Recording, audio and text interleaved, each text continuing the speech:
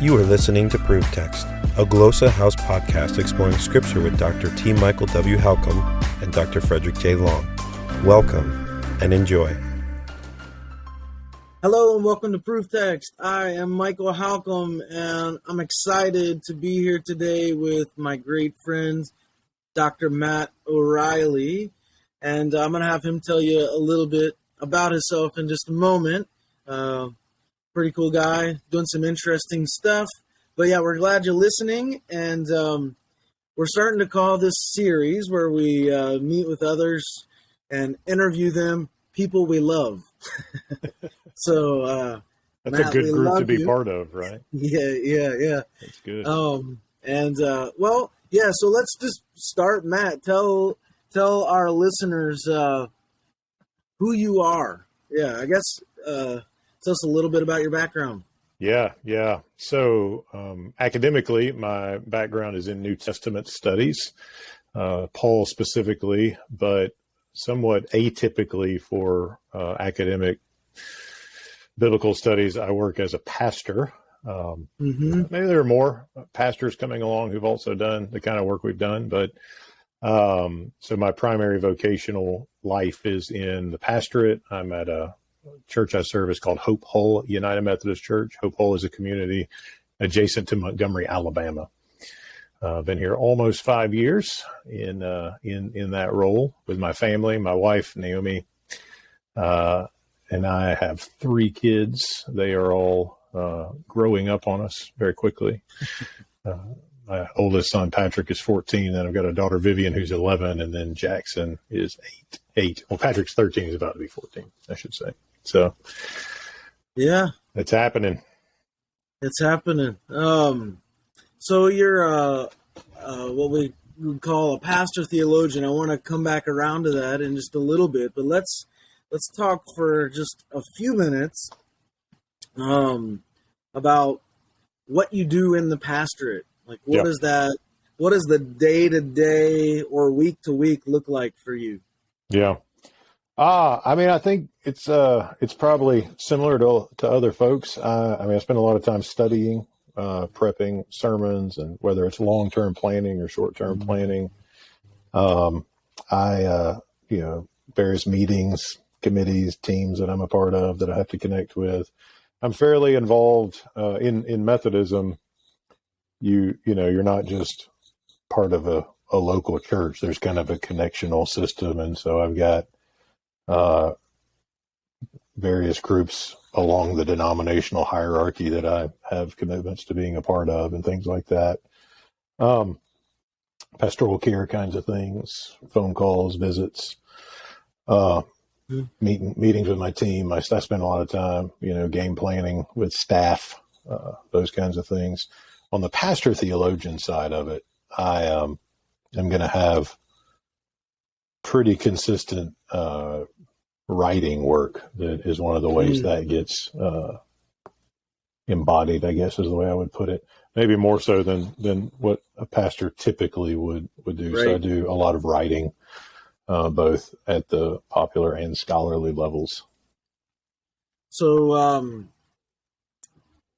tell us, for example, what's something on a more popular level you've had your hands in the recent past or even at present? Yeah, sure. Well, I'm occasionally invited to write blog posts for different websites. As far as larger projects go, I've got some work with Seedbed, which is the publishing house at Asbury Seminary. I've written a study on 1st and 2nd Thessalonians for their 1-book series, and I'm currently working on another book in that series on holiness, kind of biblical theology of holiness, small group study kind of thing.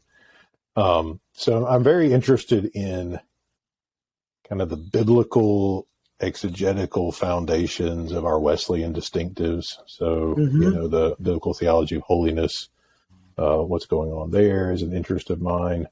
I'm also interested in eschatology. And so I've written various things on Paul, bodily resurrection, maybe even trying to deconstruct some problematic eschatologies is been an effort of mine. I've got a YouTube channel, so that's one outlet for the pop What's level that? stuff too. Yeah, tell people what that is. Yeah. It's called Theology Project. It's not huge in the world of YouTube, but it's in that kind of pastor-theologian niche where we kind of try to bring the Bible to life for people, or maybe deconstruct problematic folk theology, stuff like that.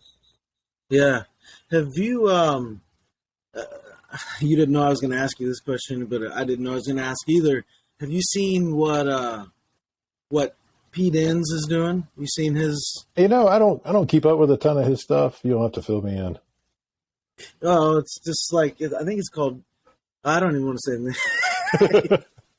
But Pete Enns he's running a YouTube, there's kind of social media channel, and he's doing a lot of what you would call deconstruction. Well, I would call it deconstruction, where, but I think it's in a different vein than kind of what maybe you're meaning by that. I don't know, like for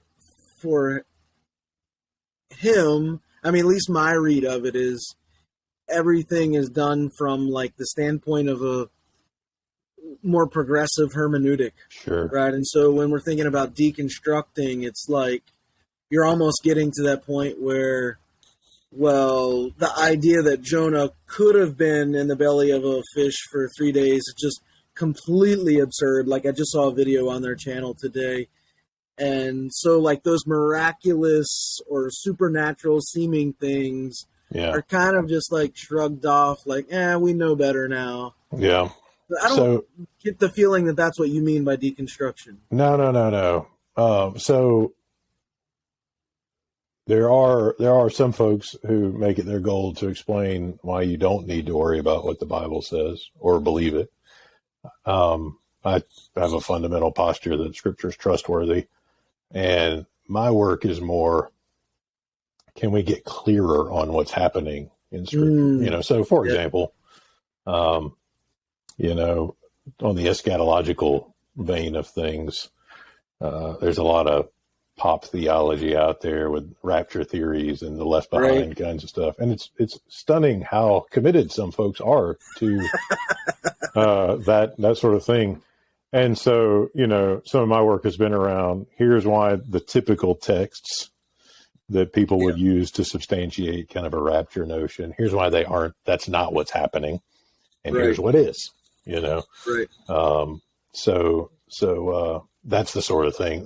So when I say deconstructing, I don't mean deconstructing like Christianity itself or evangelical Christianity. I mean deconstructing sort of folk theology or what I take to be problematic interpretations that are still within the broad stream of Christian orthodoxy. The rapture would be a tertiary kind of thing for me. Right. But it's still a problem, just because it's not a primary issue doesn't mean it's not particularly unhelpful. Yeah. So that's the kind of thing I'm talking about. Calvinism, you'll find there's a lot of, in fact, of all the videos, stuff on Calvinism, stuff on women in ministry, and stuff on eschatology gets the most attention and the most insults, basically. False teacher kinds of stuff. And, but yeah, so there's not a ton of, there's more than there used to be, but for a long time in the world of kind of evangelical American Christianity, the young, restless, and reformed had a monopoly on the media, kind of media outlets and stuff like that. And so there's kind of a growing number of folks who take a more Wesleyan Arminian approach to things, one or the other, or both. Right. And kind of the YouTube space has created room for some helpful and what I think are rigorous accounts of text. So there's a lot of, some stuff on Romans 9 is going to get a lot of attention. An Arminian approach to Romans 9 is the kind of thing. There's a lot of people interested in that. Right. Yeah. If you want to discern whether or not you might be a heretic, just start a YouTube channel. Yeah. And within a couple of days, you'll find out that you are. Everyone is someone's heretic, right? Yeah, that's right. That's my new slogan. The YouTube comment section is where good conversation goes to die. Right? Yeah. And it's interesting too, because this is maybe taking us a bit off topic, but like in the way YouTube measures a video's success, one of the ways is the comments, right? Yep. And so the mysterious algorithm is paying attention to whether or not people are commenting. Because if they're commenting, it means they're engaged, and all YouTube cares about is keeping people on the platform, right? Because if they keep people on the platform, they can sell ad space. And so, but if people are commenting, it means they're engaged. They're going to watch that video longer than others. And it pays attention to whether creators respond to those comments, right? And sort of build the community and try to bring people back around and maintain that engagement. So, the comments become places where some of just the most ridiculous things are said. And then, but at the same time, those comments, as ridiculous as they may be, reward you to some degree when it comes to YouTube pushing those videos. Right. Double-edged sword, I guess. Yeah. Yeah, I don't know. I mean, good conversation goes there to die. We can steer it back on track if we need to. I mean, it's rare that you see. No, I mean, it's rare that you see an actual decent exchange. I don't know if I've ever seen one happen in the YouTube comment section, right? Yeah, I'm not sure either. And I'm not one to spend a ton of time in, when I post a video, I don't necessarily go and I don't have time to go and dig deep into the comments there. Exactly.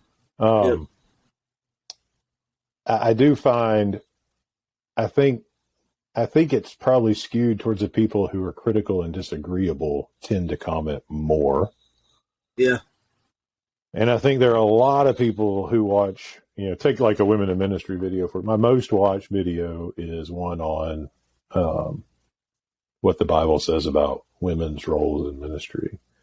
And it's over 20 minutes long, and it's the most watched video that I've got. And most of the comments are like false teacher, heretic. To pay attention to how can you be so blind as to misrepresent the clear teaching of Scripture, that kind of stuff. And then every now and then someone will come along and just write, "Thank you so much." Right. I needed this so badly.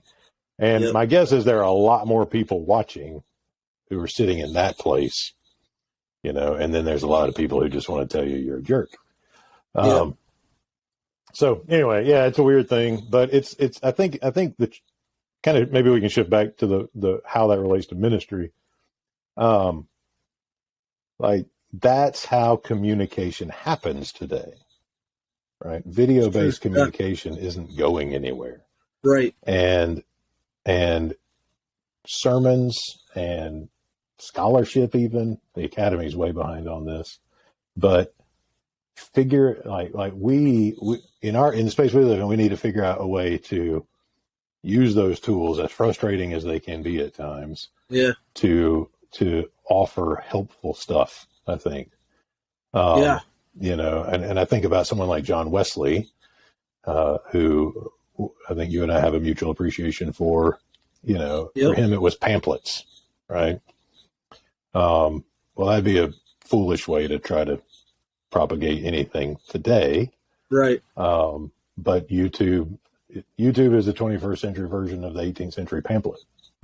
And so I think it's wise for the church to figure out how to use those media forms well. They're dangerous in a variety of ways.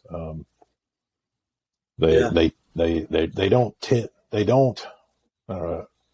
Again, I don't know how far afield you want to get here, but screen-based media. What's that? Wherever we go. All right. Well, I'll throw this out there because this is actually something I think Pastor-Theologians need to be thinking about. There's a whole field called media ecology, where the people like Neil Postman is well known in this field. Marshall McLuhan's the guy who said the media is the message. And they study how media forms impact macro cultural sensibilities, right? And one of the things Postman said almost 50 years ago, like 40, 50 years ago, was that screen-based, so he said books, print-based media is biased towards rational dialogue, communication, like substantive argument. And he said screen-based media is biased towards entertainment. Like every media form has its biases, right? So like you wouldn't use smoke signals to write an academic monograph. Right. Because, smoke signals are biased towards a certain sort of communication, flank left or something like that, right? And you wouldn't even do like a YouTube video for an academic monograph, right? Right. I mean, a few of us get on there and watch hour-long lectures by scholars, but that's not, the viral stuff. And so basically Postman was saying every media form has certain biases. Like print-based media is biased towards rational discourse, substantive, deep, detailed nuance. And screens are biased towards entertainment. And he said, and you can push against, like you can try to communicate on a media form against its biases, but one of two things happens. Number one, it just isn't very interesting. Think C-SPAN, right? Right. Who watches C-SPAN anymore? Because they're the one news agency who's realized they're not in the news. They're the one news agency who hasn't realized they're not in the news business, right? Screen-based news is in the entertainment business. CNN knows it. Fox knows it. C-SPAN apparently forgot or missed that. So nobody watches that. Right. And so it's either going to be boring or the media form is going to morph the content according to its biases, which is what you get with the Fox and CNN world, right? Supermodel looking news anchors, lights, music, talking heads. It's more like, WWF or whatever, right? Right. Just like a wrestling match with words. Yeah. And attractive people and, makeup and lights and all that kind of stuff. They're not in the news business. It's entertainment, right? And people watch it to be entertained. And so, and Postman said, if you go down that road too long, right, your society will crumble because you'll lose the ability to engage in rational public discourse. So we've sort of seen that and he said this in the early 80s, right? Wow. And so we've sort of seen our national discourse disintegrate, right, and get increasingly polarized alongside the saturation of our society with screen-based media, right, which is driven to entertainment, not information. So bringing that back around, if someone like me is going to do a YouTube thing, I want to be paying attention to the temptations to, like, I've got to figure out how to use a media form biased towards entertainment to try to help people without giving myself completely to that entertainment thing and being sensationalistic, so you got to try to figure out how to be interesting without being sort of overtaken by the biases of the media form. And I think the church needs to be thinking about those kinds of things. They're major cultural issues. Our cultural sensibilities have been shifted from thoughtful discourse to, soundbite, viral, brief, unnuanced kinds of things. It was interesting. Hawaii was one of the last states, if not the last state, to do away with like mask mandates after sort of COVID. And then like we were like the slowest to reopen things. And one of the first Sundays after we opened, we meet in a high school cafeteria. Okay. Our congregation. And there was a grappling, like a MMA type event for like youth on the island going on there, like a tournament, right? And so we're having church as this tournament starting, and this lady with 3 kids walks in to church. We're just getting ready to start, and she's like, "Oh, this doesn't look like the MMA or the grappling tournament." And I'm like, "No, this is the Bridge Church." She's like, "Oh, there's a church that meets here?" I'm like, "Yeah, we meet here every Sunday morning." And she's like, "Huh? Well, my pastor is Stephen Furtick, and she she says we watch every Sunday online." Yeah. And this is a woman who lives in Hawaii, Right. and I think Stephen Furtick's in like the Carolinas or Georgia or something. I don't even know where his church is, but I'm thinking, well, that's interesting to hear her say he's her pastor and that's her church. And then she turned to one of her little boys and she goes, "This one wants to be a preacher when he grows up." And I'm like, "Well, you guys should, come visit." She's like, "Well, we attend, I think it's Elevate Church." And Elevation, that was kind of the end of the conversation. Yeah. And I was struck by thinking like, the difference between screen church and regular church, and regular church versus entertainment church. Right. Right.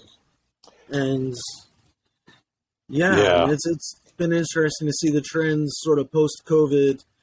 We can't seem, even the congregation I serve, we can't seem to wean ourselves off of that live stream now. And maybe that's not a bad thing all around, but something I've been wrestling with and thinking about. Yeah. Well, what strikes me just hearing that story is, if she says my son, it was her son, wants to be a preacher, but so the typical way someone becomes a preacher is they're in a local church and they go to their pastor and say, "Hey, I think God's calling me to do what you do." And then typically based on the denomination, there's a system, right? You become a candidate and you go to seminary or whatever towards ordination. Like, I'm guessing that Elevation Church doesn't have that system for kids in Hawaii who see themselves as a part of that church and want to, pursue ministry of some sort. So how does a young person like that even begin to, if you're not connected to a local body, how do you even begin to discern that call in any ongoing sense? It seems that's striking. And strange. I reading between the lines, I was thinking, he wants to become a celebrity or like somebody on TV. Yeah, that was my thought too. Not necessarily a pastor, but he just wants somebody to watch him on the internet and get a lot of views or whatever. Influencer. Yeah.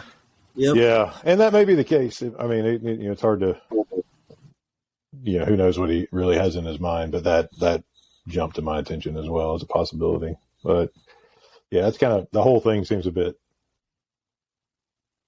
messed up. Yeah. Well, speaking of messed up. All right. Love that. Let's talk about Methodism. Yeah.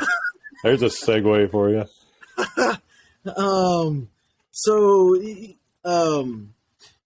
You're a Methodist pastor. Yep. I'm certainly Wesleyan to my core, to my bones. Mm-hmm. And I have a deep affinity for Methodism. And you and I have had these conversations. I chose to step away from the United Methodist Church several years ago, and I came to one of what I would consider a sister denomination, and Church of the Nazarene. And I've been pastoring in the Church of the Nazarene for 3.5, going on 4 years.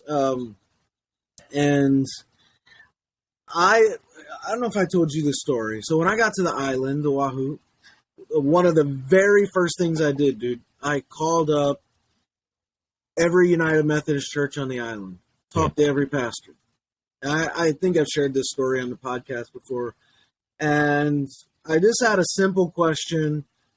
I asked each pastor, are you affirming of traditional marriage, or are you affirming of the LGBTQ agenda? And without, I guess, really any hesitation, or some hesitation, some waffling from a couple of them, but all of them were affirmative of the LGBTQ agenda, gay marriage, non-traditional forms of marriage, non-orthodox forms of marriage. And for me, that's when I left. So it's been 5.5 years since I've stepped away from United Methodism.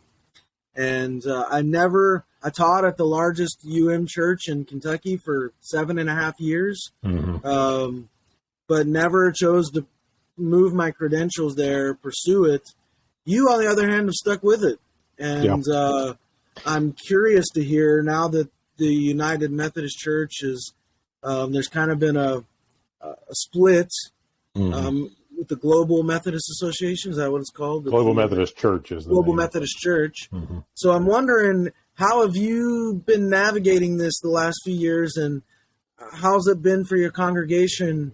What have you guys decided to do, and what does that look like?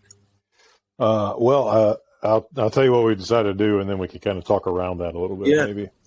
So just from the time we're recording this, a week and a half ago, so Sunday a week ago, our church had a vote on disaffiliating from the United Methodist Church, and the congregation voted unanimously to disaffiliate with the United Methodist Church and unanimously to affiliate with the Global Methodist Church. Wow. And I appreciate and don't take for granted a unanimous vote in that matter. The threshold is 2/3, so 66%. Right. But I don't know anyone who would think that's a win, Right.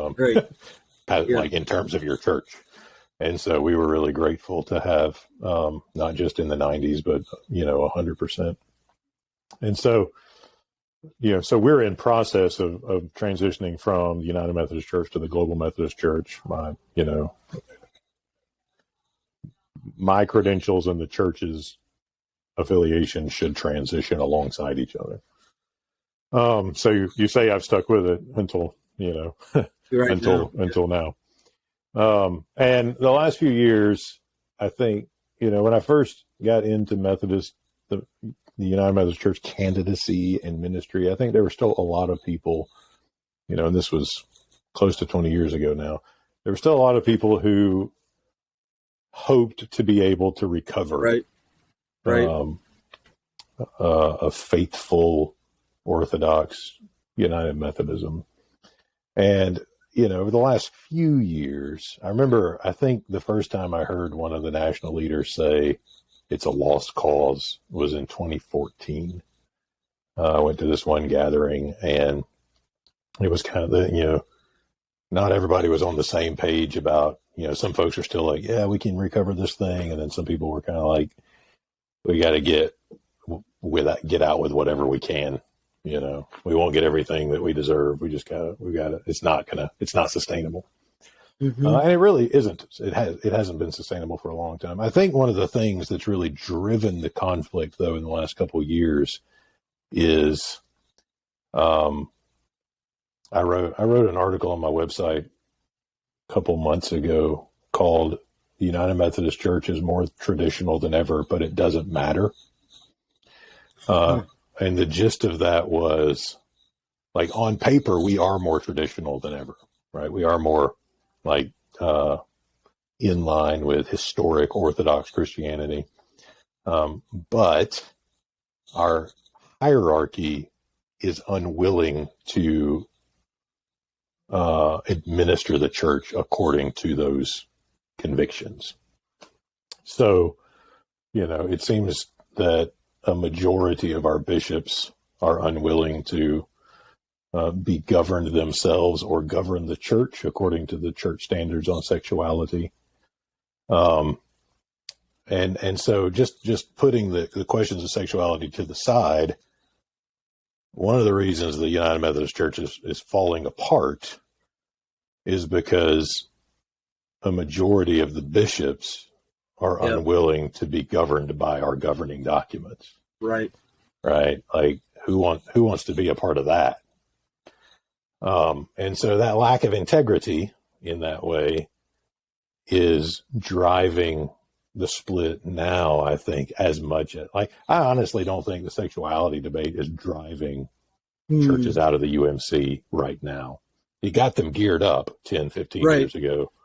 I think the thing that's driving churches right now is dissatisfaction with the Council of Bishops. That's exactly why I left. I could not, in good conscience, stay under wayward bishops and leadership anymore. Yeah. And let me be super clear too. Like, so there are some bishops who are taking a pretty aggressive posture towards churches, and I don't have to name them. You can Google it; it's out there. We're really grateful in our conference that our bishop has taken a more ironic posture, and we're not in the place where there are lawsuits and being thrown around and things like that. Our bishop has said multiple times he wants to help people get where they want to be. We appreciate that. I think we all love to stay out of the headlines and just sort of, follow our convictions and get where we think the Lord wants us to be. So I don't want to paint the picture as if every bishop is sort of throwing our discipline out the window. Some of them are not. I'm very grateful to be in relation to a bishop who is governing himself and our annual conference according to our governing documents.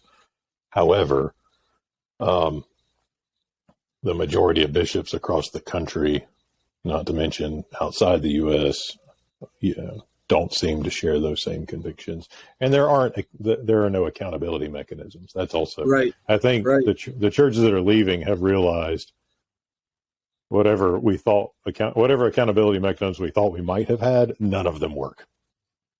So they're slim anyway, and they don't work. So I think that sort of institutional dysfunction is driving this thing as much as the sexuality debates are. I think people are just realizing that there are just really, really different visions of what it means to be the church, and who God is, and what it means to live that out. Yeah. I was talking with James Michael Smith. I interviewed him on here recently, and we were talking about how maybe at the heart of all this is not necessarily sexuality, but really hermeneutics. Yeah, that's right. I think it's really a coalescing of things, right? I do think there's the leadership aspect, there's the hermeneutic aspect, and there's the cultural, sexual aspect. And I think those are converging in a way that just creates a lot of unhealth and a lot of tension. Yeah. The sexuality stuff. Go ahead. No, I was just going to say, the Church of the Nazarene, I hope it can weather this storm, although, it seems that when you look back, the Nazarenes almost tend to follow in the Methodist steps a decade or two later, right? And so that's a little worrisome to me. And I already see on the West Coast in particular, with institutions like Point Loma Nazarene University, and I'm not afraid to say it, really pushing liberal views, and it's really frustrating to see that happening. And I can't remember his name, but it was the Ed Robb, I think it was. Yeah. The old Methodist pastor used to have the saying, I've probably said this on the podcast before, but like any good preacher, you forget the stories you tell. Tell them again, right? But he has this saying, it's always stuck with me. I must have heard this 20 years ago, where he says, as something like this, as goes the seminary, as goes the pastor, as goes the pastor, as goes the church, as goes the church, as goes society. And something along that lines, essentially saying whatever's happening in the seminary, it's going to bleed down to the pastor, and that's going to bleed down to the church, and that's going to bleed down to the congregation who makes up society. And so really the shaping of our society in some way comes back to what's going on in our Christian universities and seminaries. Yeah, that's right. The seminaries have stunning influence in the life of the church because they train the leaders of the church. And if you were to go talk to folks who were part of the Southern Baptist, what they call the conservative resurgence, they would tell you that a crucial part of their strategy was recovering their seminaries. Mm-hmm. And now they had mechanisms to do that are not available in every denomination. Right. I don't know the ins and outs of it exactly. I think that the Southern Baptist Convention itself picks the trustees of the seminaries. And so the UMC doesn't have that authority in relation to its denominational seminaries. Even if it did, the hierarchy of the UMC wouldn't be interested in, filling that with kind of Orthodox folks.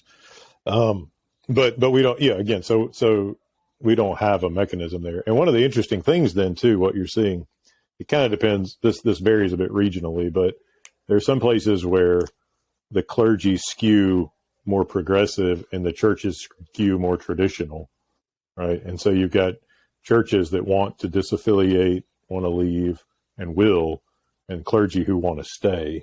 And those have become really painful places to be for the church and the pastor. It's sad. And I tell you, man, I'd really hoped and prayed years ago, having watched other denominations go through this, especially the Episcopal Anglican divide a few years ago in our lifetime, right? My thought was surely we can learn from their mistakes. And not get caught up in this deep, contentious, painful, litigation, that kind of thing. And, there was hope when we had, the anticipation of what's called the protocol, which would have given, a standard pathway for everybody. But when that didn't happen, and it fell down to every annual conference defines its own pathway, largely in relation to the minimum standards of the discipline, all hell broke loose in some places. Right. And it's just been absolutely disheartening. Mm-hmm. That we couldn't look back at the churches who've, we're not the first to go down this path. Of the main lines, we're the last. Yeah. And that we were unable to sort of say, we're going to do this better. It's coming, it's happening. It's really unavoidable. We'll do it better. Right. We're not. It's like growing up in a household where your parents, divorced and remarried and divorced and remarried and divorced and remarried and divorced and remarried. And then, you didn't learn from that. You just followed suit. Yeah, that's right. That's right. Yeah. So it's unfortunate, but it is where it is. Our congregation's kind of got a light at the end of the tunnel kind of thing going on. So we're not quite we're not quite done with the process, but we certainly have entered into the final phase of it, I think. Yeah.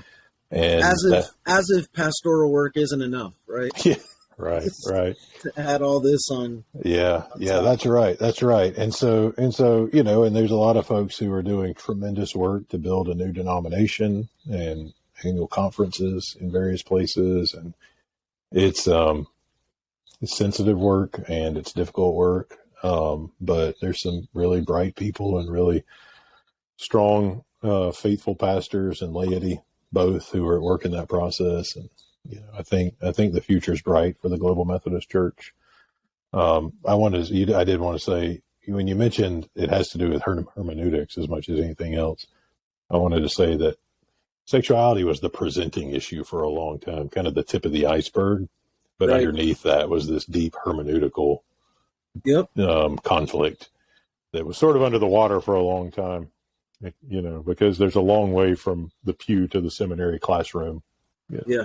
The average parishioner doesn't really know what's going on in a seminary intro to New Testament studies kind of class, and critical methodology is a foreign notion to them, and so I think one of the things we should learn from this is it's really hard to share fellowship if you don't have some shared convictions about how to read the Bible.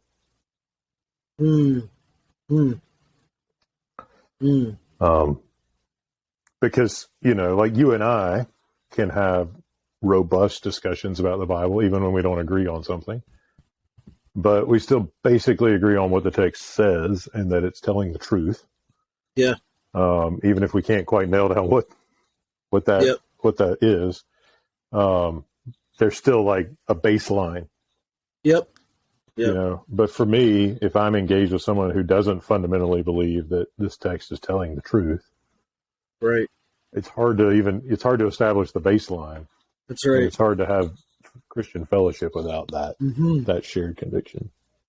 Yeah, I'm quite fond of saying sort of the Apostles' Creed for me is the litmus test of the right hand of fellowship, right? And if you can't affirm that in good conscience, I cannot extend the right hand of fellowship. And for me, if you can affirm that, that covers enough hermeneutical moves that, all right, we have a starting point.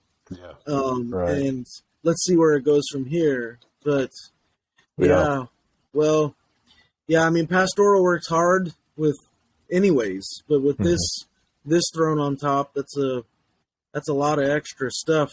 It is. Yeah. Well, I think a few years ago, you brought to my attention this sort of network that you're a part of. Now I'm a part of it.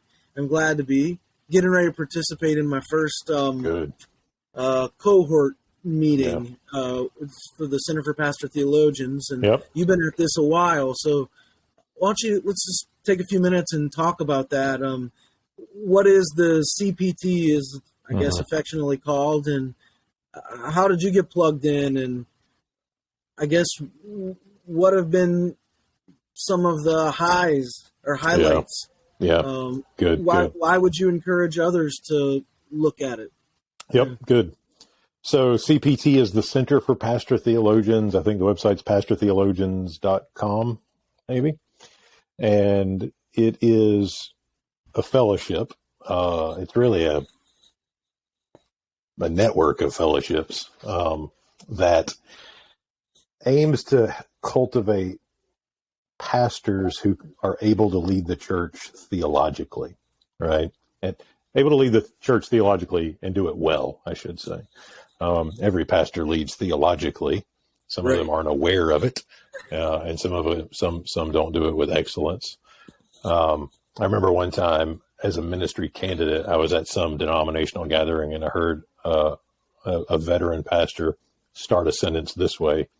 He said, "I'm no theologian, but," and I don't remember the rest of the sentence, but that part stuck with me, decades later. And whatever he said, he felt the need to preface it with like the disclaimer, "I'm not a theologian."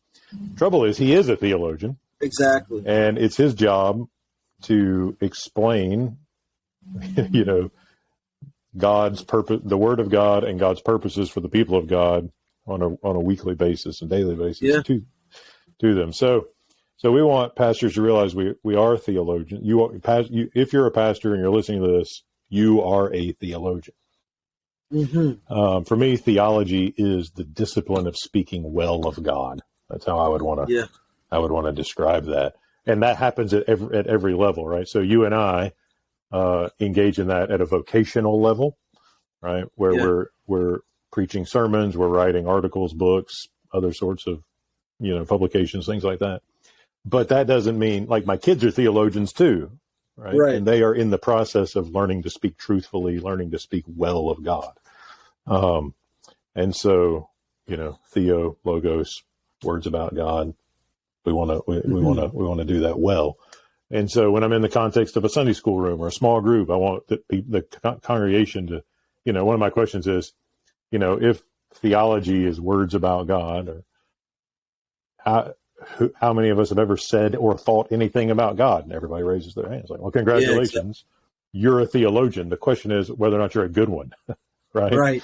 And whether or not you're aspiring to be a faithful one, right? So you don't have to write books to be a faithful theologian. So I think the CPT is aimed at helping pastors sort of embrace that role, that they are the theologian, the leading theologian in their congregation. We don't farm that out to somebody else.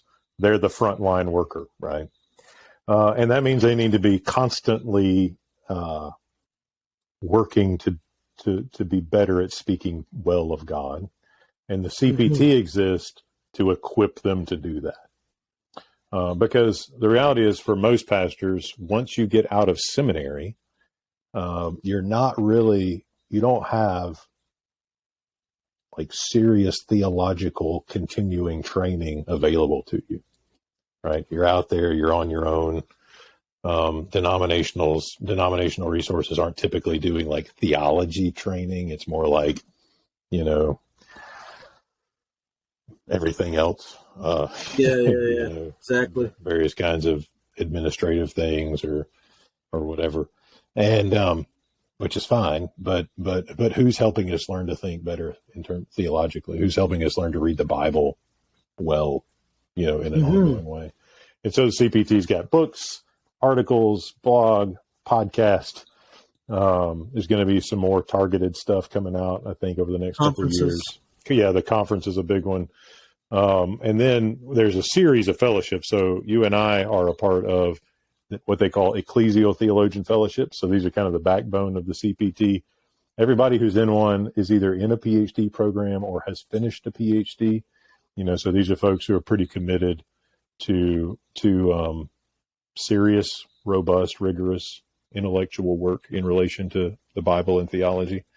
We meet once a year in different, so you and I are not in the same fellowship.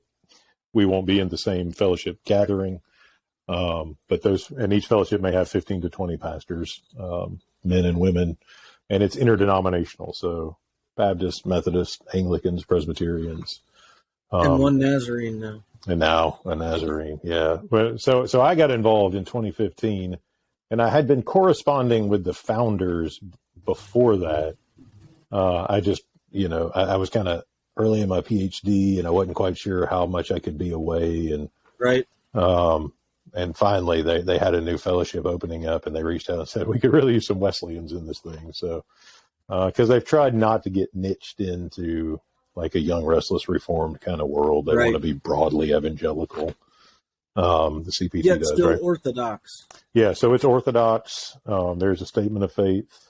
It is what you would call kind of Wheaton evangelicalism is a phrase you hear sometimes at the gatherings. So that kind of broad Orthodox commitment to the trustworthiness of Scripture and the importance of evangelism and discipleship and mission and ministry, those kinds of things. So the ecclesial theologian fellowships, those are the folks who are producing resources and writing and doing different things. Then there is a local theologian fellowship. And this is the sort of thing where, like, you could do it in Hawaii or I could do it where I am. But a senior fellow or a CPT fellow will gather a group of local pastors to do some reading, every so often. And so that's one of the ways those pastors can be growing theologically themselves. So every other month or so, once a month, or when I don't know the rhythm, I'm not in one of these, but they'll gather and they'll have some reading material, and CPT will, I think, reimburse them for lunch and books and things like that. I lead a couple of student theologian fellowships. So that's kind of one of the places where I put a lot of energy as a CPT fellow. So I go to Asbury Seminary 3 times a year and Beeson Divinity School to meet with groups of students in the seminaries who resonate with the vision of the pastor-theologian. And so I work with a faculty member, one of the deans at Asbury and the dean at Beeson. And we meet with students and we talk about this vision of the pastor theologian and what that looks like and how they can kind of try to navigate them through that. When I was coming along, I didn't have anyone to help me see that this was a thing, Right.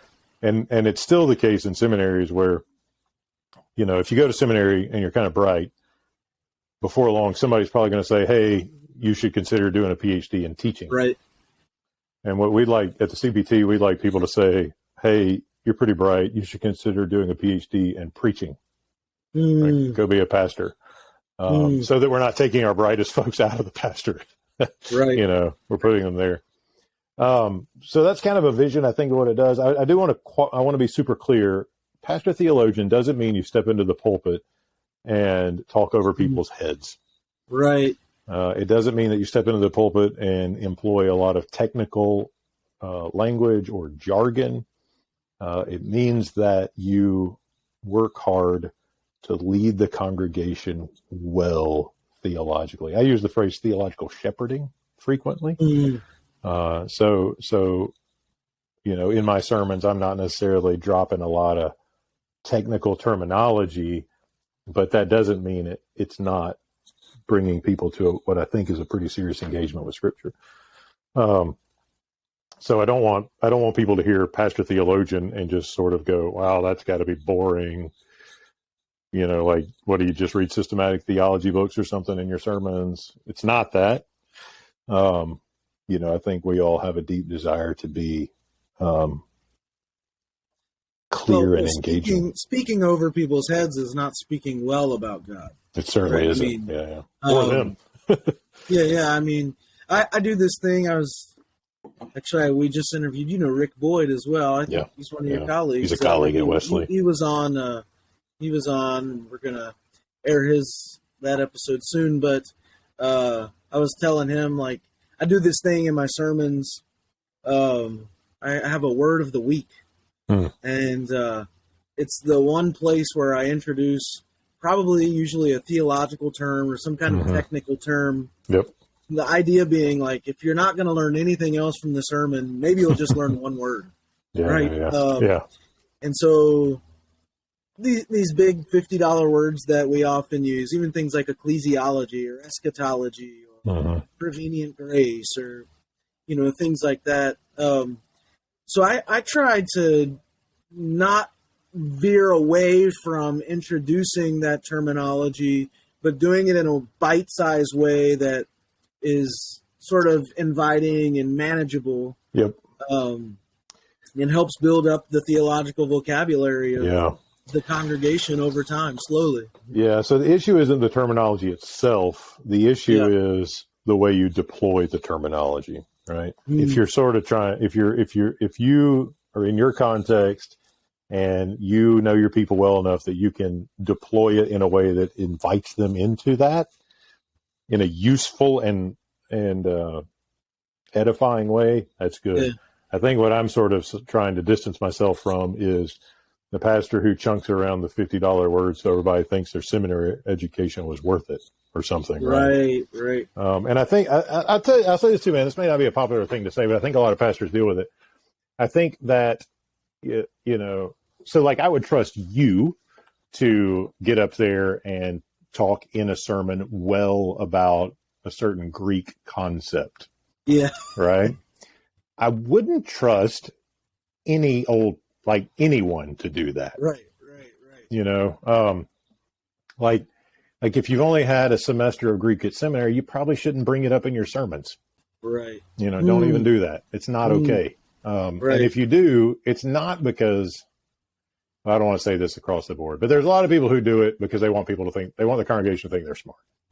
Right. There's a certain fear that I need to be perceived as a serious person. Right. Yeah.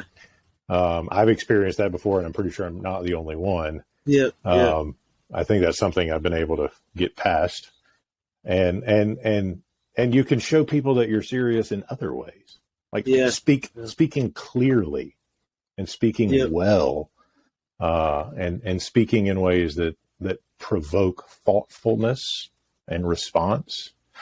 That tells people far more than whether or not you remember a word from seminary, that you're a serious theological leader. So err on the side of clarity, I would say. Yeah, I mean that's a good rule of thumb. I picked up one of for I guess a couple years now. So I have these 3 staples in my sermon. Every week when I preach, it's almost become part of the liturgy. It's like the congregation at this point knows to expect that you're going to hit these 3 things. Yeah, good. When I stand up to give a sermon, and one of them is that word of the week. Mm-hmm. The other one, which I kind of picked up from conversations with you, is that bottom line. Okay. So I'll do a bottom line. The other one I got from Rick Boyd. It's kind of it's a little bit silly, but I kind of like it. He was telling me the story about his old pastor used to do this thing where he said, and everybody said, and the typical response is, "Amen." Amen. And he said his pastor had flipped that on its head and got the congregation to the point where whenever he said, and everybody said, the congregation would in unison say, "So what?" So I implement that in my sermons now, That's and that's funny. like an expected Yeah. part of the sermon. So as soon as I asked that question and everybody said, the congregation responds, "So what?" I So have what? it up on a big slide too, Yeah. and not like a so what, like who cares, but like so what now, right? Yeah. And What's usually the- the bottom line will follow somewhere close in there, but I like having those sort of staple elements in the sermon, and it sort of creates, over the long haul, it sort of creates an anticipatory effect. That's right. Yeah. Right. It gives people like just a way of sort of charting, like navigating what's happening on Sunday morning, Yeah. So at this helpful. point, if I left out a word of the week, so people would come up to me at the end and be like, "Where was the word of the week?" Or if I left out a bottom line, the same thing. Yeah. And so, it's been good to implement things like that. And our congregation, we've been slowly moving more and more and more, increasingly liturgical. And so we're a very liturgical Nazarene congregation at this point, which I really love. And I love having these parts of the sermon be a staple sort of in that liturgy as well. Good. We haven't talked, I want to wrap up here. We haven't talked about the fact that you are a professor as well. So just in 30 seconds or 60 seconds, say a little bit about that. Yeah. I guess I should have mentioned that in the introduction bit. So I work on a part-time basis at Wesley Biblical Seminary as director of research. And what that means is basically that I shepherd doctor of ministry students through writing their dissertation prospectus. And so they'll, make an appointment with me, hopefully early in the program, and we'll talk about, whatever it is they want to work on, do some research around some problem or challenge in the church. And at Wesley, we really sort of have encouraged our students to shift away from, a lot of doctor ministries focus on kind of social scientific data. And we're really encouraging our students to shift towards like, let's look at theological approaches to the challenges we're facing, which I'm better equipped to do that than some of the other stuff. And the students are too. So we're excited about that. It's a good place. It's a good place. If you want to be a pastor theologian, or if you are a pastor and you are a theologian, if you want to kind of work that up a little bit without necessarily going the PhD route, come see us at Wesley. And that's kind of an emphasis there. Yeah. So, tell us also, you've just published your dissertation. Well, it's been a few years actually. Yeah. 2020. Yep. Yeah. So say a little bit about that, and so folks know where they can find that and what it's about. Yeah. Easiest place to find it's Amazon. The title is Paul and the Resurrected Body. That's the main title. Subtitle is Social Identity and Ethical Practice. So the book basically looks at the passages in Paul where he talks about future bodily resurrection alongside here's what you should do with your bodies, right? So God raised Christ and will raise us, therefore glorify God with your body. And for Paul, that has to do with like who you have sex with, has to do with what you eat sometimes, just all kinds of different things. So, and particularly I looked at that through the lens of what's called social identity theory, which helps us kind of look at the relationship between the way we see ourselves and what we do. And I argue that for Paul, future bodily resurrection represents a future social identity. So I'm not just me, like my Christian identity is not just limited to the present. It involves a vision of my future self, Matt as the person raised from the dead in relation to Christ and in the Spirit and the community. And so for Paul, future bodily resurrection defines the boundaries of the community. The believer in Philippians, believers are those who will be raised, and unbelievers are those who will be destroyed. Right. So that's a pretty this is a distinguishing feature of the community from where he sits. And that drives a lot of his ethics. Like here, and given that future reality, you behave in certain ways so as to anticipate that future reality. Yeah. So if you're into Pauline eschatology or ethics or soteriology, salvation, that kind of stuff, this is a book that I think would be useful and hopefully interesting. It is something, I will say this, social identity theory is incredibly helpful pastorally as well. And I would encourage pastors to at least get familiar with some of the basic concepts, because it's all about how people form as how groups form and relate to each other, and so I'm looking at how early Christian groups saw themselves and related to other groups in the book. But there were tons of takeaways for me reading those theories for how Sunday school classes relate to each other, or how staff and laity relate to each other, this group and that group, and how to navigate potential sources of conflict and just all those kinds and avoid those. Really, really helpful stuff. So my hope is that at least as far as the dissertation goes, this, there are some takeaways for the church as well. There. So. Well, you have several places people can find you online. Share some of those as we wrap up here. The website is theologyproject.online, which is probably the hub. I typically, if I'm up to something, I typically link to it there. So the books are all there. The YouTube channel is linked to there. It's a blog, which I'm not super regular on the old blog anymore. But occasionally I'll write some things. And usually if there's an article or something, I'll link to it and leave it on an archive page or something like that. So that's the main place. All right. Yeah. And all your social media connections are on. It's all linked from theologyproject.online. That's the one. Excellent. Well, one of the things we do is we like to end these long form episodes with a quote. I'm going to end with one today. I'm going to see if you can guess who wrote this, who this comes from.